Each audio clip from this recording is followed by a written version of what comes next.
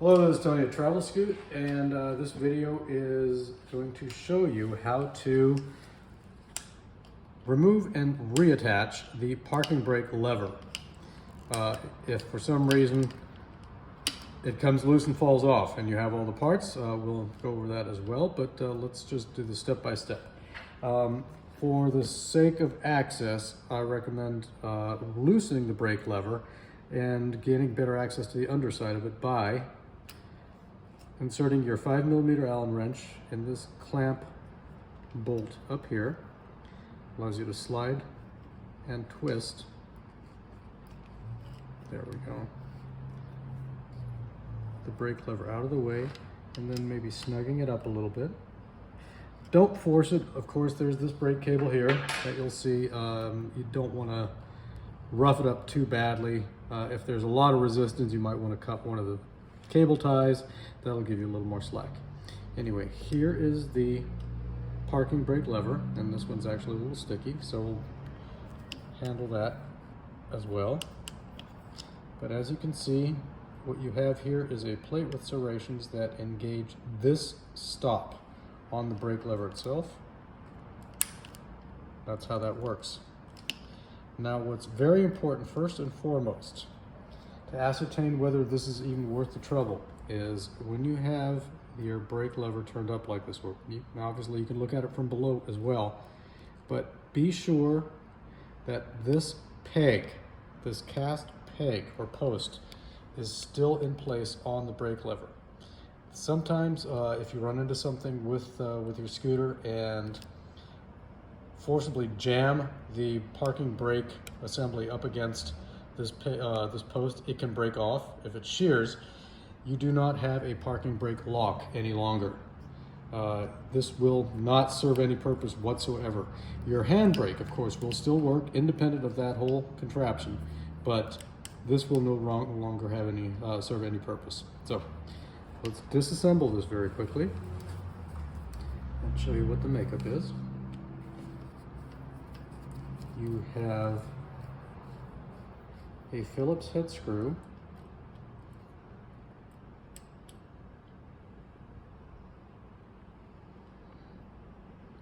with a lock washer followed by a washer.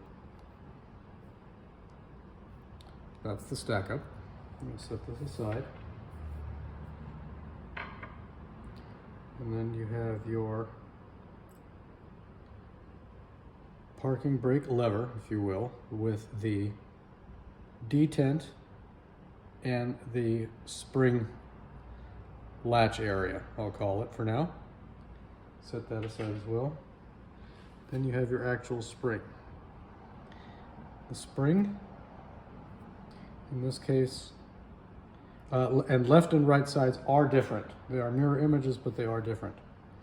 You'll see here that you have a hook on the spring. That is what engages the actual brake lever, the actual parking brake lever.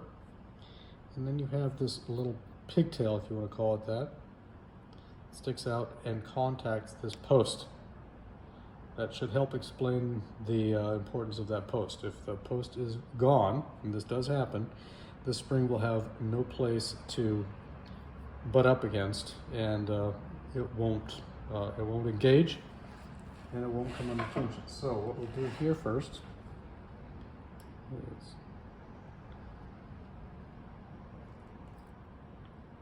and this is a little monkeying around, but we'll take the spring and engage it here. This hooks onto this block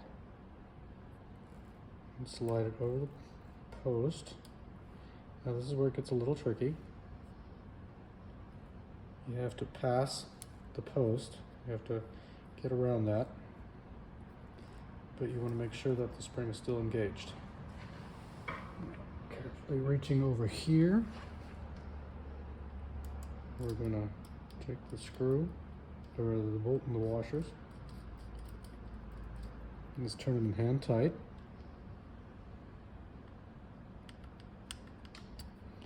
And before we tighten them, we sort of want to center the spring a little bit, because it is possible to tighten this bolt down onto the spring, whereby you pinch the spring and it's not going to have the same spring action.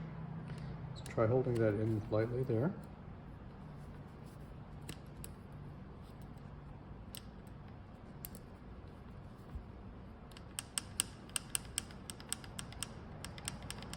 And by jiggling the lever back and forth like this, you can make sure that it stays movable. It's not pinched or it's not binding at any point. Snug up this bolt.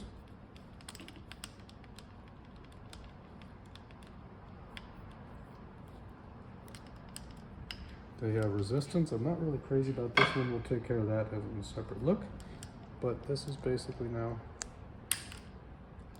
how it works. Once you've got that, you can just return the brake lever to its regular position. And actually you can adjust the brake levers this way to your comfort.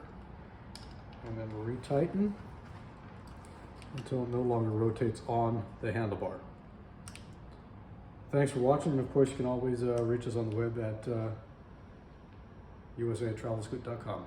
Thank you very much.